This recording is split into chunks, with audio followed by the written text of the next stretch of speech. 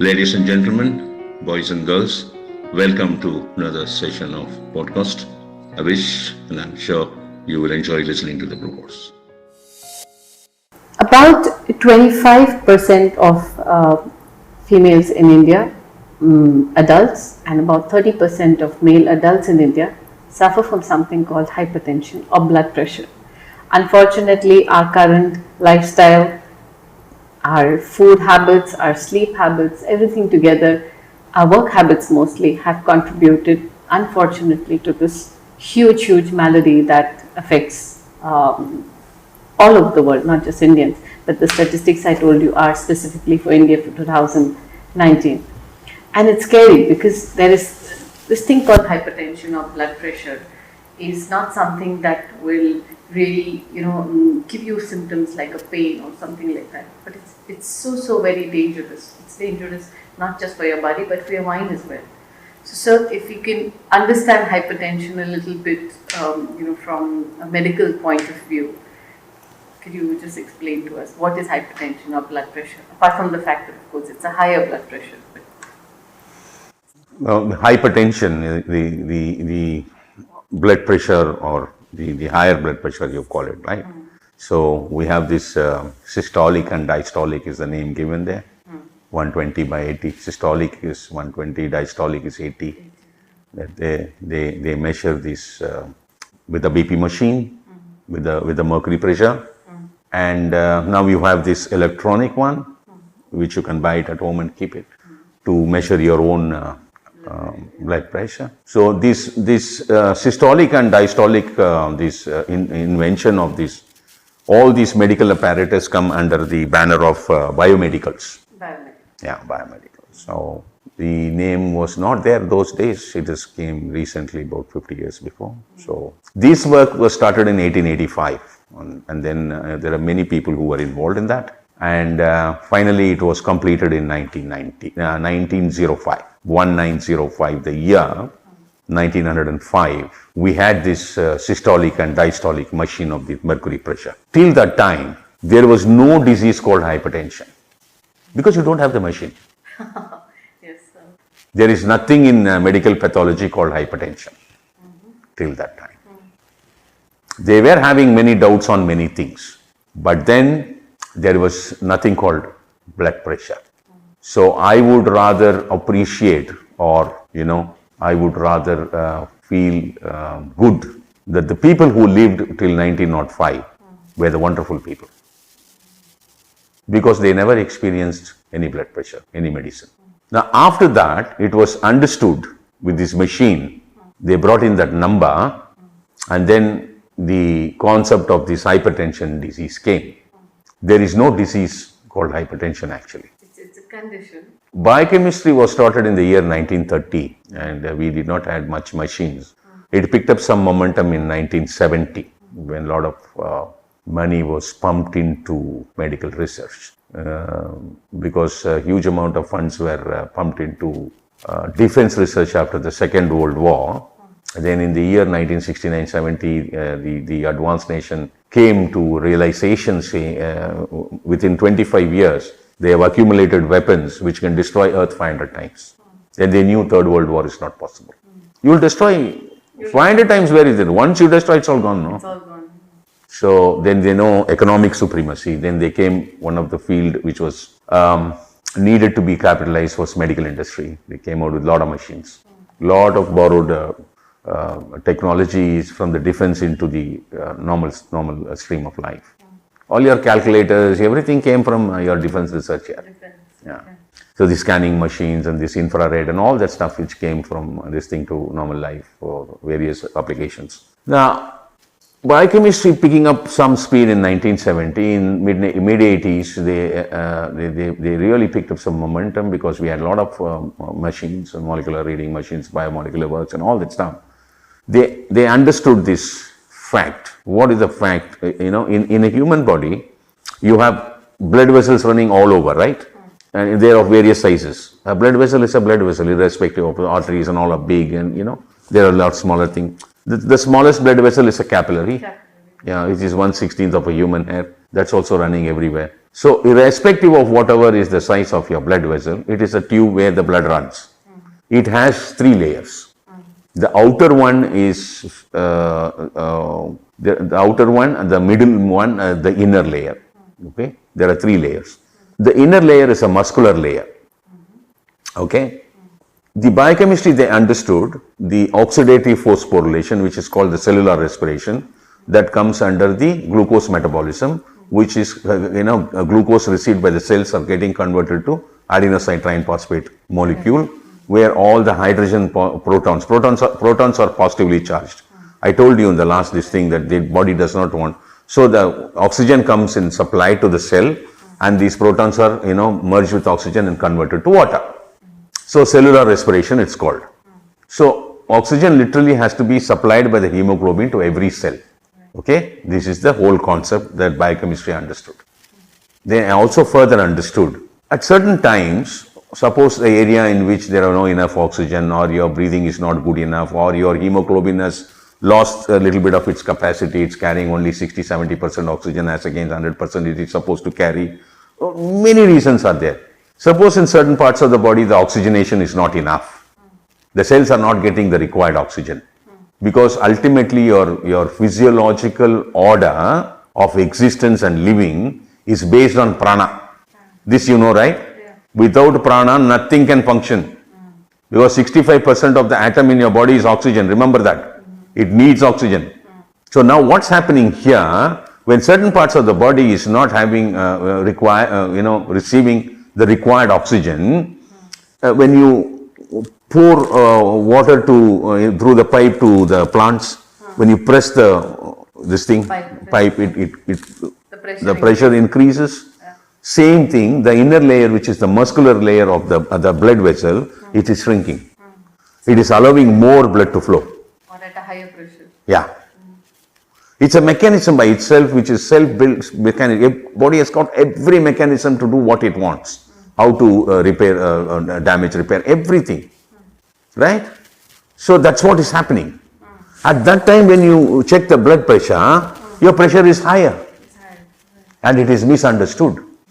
After, refurnishing the oxygen to the required level of that parts of the body, and the inner layer opens up to its original levels. So there is no BP there at that time. It was wrongly understood in 1905 when the machine came, that is, there's something called blood pressure. In 80s and 90s, they understood that it is not a disease any further. But by the time we were selling some billions and billions and trillions of medicines worth of hypertension medicines. So they did not reveal this to us. They are still selling medicines. So what these medicines does, there are various chemical combinations in pharmacology. It goes and sits in your liver for 24 hours. It won't allow your blood vessel to shrink. Right. You're entirely working against the mechanism. So the oxygenation is actually hampered when you take medicines. Yeah. Right? Yeah. This is what exactly happens. Sounds really dangerous. It is not dangerous. It is for you to. You don't need to believe me. You can go and you can see these research works which is there in the internet. They come and explain the whole thing in the screen. How exactly what's happening inside your body with screen models. They beautifully explain you. So, sir, the effect that people feel when they do not take high blood pressure medication is actually the result of the lack of medication and not the result of the blood pressure shooting up. Am I right? See, the RBC, the red blood corpuscle, the protein, one of the protein component of the RBC is hemoglobin. Hemoglobin is a protein component which is iron based, and this is red in color. That's why your blood is red in color. This guy has the capacity to flow through the pulmonary into the lung, the blood, and the RBC is the hemoglobin. They pick up the oxygen, discharge the CO2, pick up the oxygen, and then goes back to the upper region of the heart and then goes out to supply oxygen. The constant work of the RBC, the hemoglobin, which is a part of the RBC, is to deliver oxygen to all the cells, which is continuously going on, whether you are awake or asleep or whatever. Otherwise, you can't survive. And there is pressure. There has to be some pressure in which the blood has to run. If there is no pressure, the blood cannot run.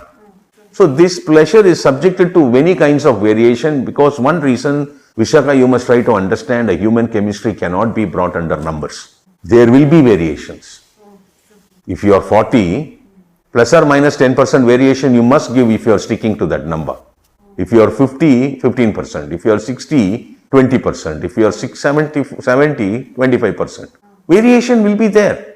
A zero mileage car performance cannot be experienced when the car is already run 2 lakh kilometers. Right? Yeah. That's the same thing to your human body also. So then the huge, the talk that we hear about hypertension being associated to stress and lifestyle, how is that related? That constantly when people undergo stress, is it hypertension actually? Or no, it is because of the medicines. What is a medicine? A medicine is a pharmacology, right? It is a derived chemical from the artificial chemical world, right? And that is a liver-based drug. Most of your BP medicines are liver-based drug, and that goes and sits in the liver, and it is continuously contaminating your liver. Okay? The liver has the maximum connection to the brain. Remember this, please. The liver has got the maximum connection to the, that is psychopathology is here to understand that. Like liver, when the liver is continuously contaminated with this chemical, what happens when a person drinks? It takes 17 hours for the liver to separate the alcohol from the blood. Whiskey, brandy, rum and vodka, gin and all that, not rum, brandy, vodka, gin and all that takes 12 hours. Rum alone, it takes 8 to 9 hours. Okay? By the time you're drinking again tomorrow. So you're constantly, your liver is soaked with alcohol. So the strength of the liver reduces after a span of time in many of its functions. It slows down. Same thing happens with your chemicals, the BP medicines. There are many cases whom I know they have completely lost their liver, gone into liver transplant after consuming medicines over a span of 25-30 years. Okay? Once a liver regulation starts getting hampered, then the vascularization to the lower abdomen and the legs gets slowed down, then results in leg pain. Yeah, which has not been understood in the modern science so far. It is a chain reaction. So what do you mean by stress and all that stuff? When you are chemically contaminated all the time in the world of consuming some maintenance drugs every day, it is going to have an impact over your blood, your liver, definitely onto your brain, which leads to cortex and cognition. Simple. Just taking a step back, when imagine a person not under medication, and if we look at maybe about 100 people, their blood pressure will vary differently. The numbers will vary. So what are the reasons then for a person to have a higher blood pressure or a lower blood pressure? I'm asking this so that our viewers are not alarmed by their blood pressure or look at it as a malady that needs to be rectified. See, the cardiovascular system by itself, it's an amazing mechanism inside. Okay, when you sleep, your blood pressure is hardly only 50%. Because no skeleton body function is there. No much of energy is needed. ATP molecules are needed to, to function the skeletal muscles, all those cells, your bone cells and all that stuff is resting. So you don't need so much of oxygen supply. Only internal organ, digestive system and all that is required. So it slows down. When there are variation in your cardiac health, there may be variation with respect to lower blood pressure if the heart is not pumping enough. That you have to address the cardio system. Yeah. And higher blood pressure is always if you are properly having bodily movements, exercising, and if you're going to be very lazy, not doing anything, lying down all the time, at least for 16 hours a day, your spinal cord should be vertical in nature. Whereas here in most of the people, it is horizontal in nature for the 16 hours a day. That's not going to help you. So the blood has to run fast to deliver the required oxygen. This is where, once your, hematology gets weakened, blood, RBC, the hemoglobin loses its potency to carry 100. If he can carry 10 points, he carries only 4 or 5 points. So he doesn't have enough to deliver. This is where that Drakshadi Kudinir comes into play. Right. Your RBC becomes very rich and your hemoglobin becomes very powerful and it carries the potency, full load of oxygen what it can. So you become energetic. When you become energetic, A person, when he becomes energetic, is when he is good enough with his prana, delivery of oxygen to the human cells, you become highly energetic. Yeah. Yes, and we actually did that experiment that we said about the black grapes being boiled, 70 black grapes, Yeah. 3 days in a row. Yeah. And it really has an effect on the blood pressure, right? I did not. Your blood pressure will go within no time. If you want to get out of, if suppose that you are used to these medicines and then, over a span of time, if you want to get out of it, 90 days in a run, if you're going to exercise this Drachadi Kudinir, that there is a separate video we have already given a long time back. After 27 days, you can taper down your medicine and live without medicines for hypertension. Remember, half an hour to 45 minutes of walking every day, normal walking as an exclusive other than your household works. You will be a perfect individual without any this concept called hypertension. You've been wrongly misled, because hypertension medicine also leads to, in that video, if you go and see, what happens is, sometime when we are old, 55, 65 years and all that, then the brain is the one which consumes the maximum glucose because of the kind of high quality work it has been doing, the data transfer and so many works, so many compartments of the brain. So the water retention of the brain is, it will be cleared in time. If that's not getting cleared and all that time, it needs a lot of blood supply, it needs a lot of oxygen because of huge amount of burning of glucose. So what happens is, when there is less of oxygen, the blood rushes to the brain, okay? And the BP goes and pulls it down. And further it shrinks, it won't allow. And further it shrinks if the BP medicine is not allowing it. It closes at one point for a fraction of few seconds. The blood supply stops, you land up in stroke. It is the medicine which leads to stroke. And that is what they explain in that scientific video, what they have understood in biochemistry.